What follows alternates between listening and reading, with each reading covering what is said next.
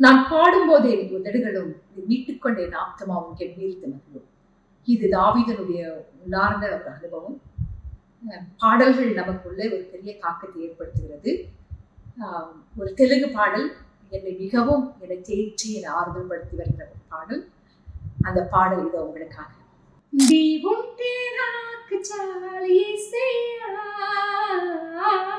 నీ వెంట నేనుంటాను యేసయ్యా, నీ ఉంటే నాకు చాలు యేసయ్యా,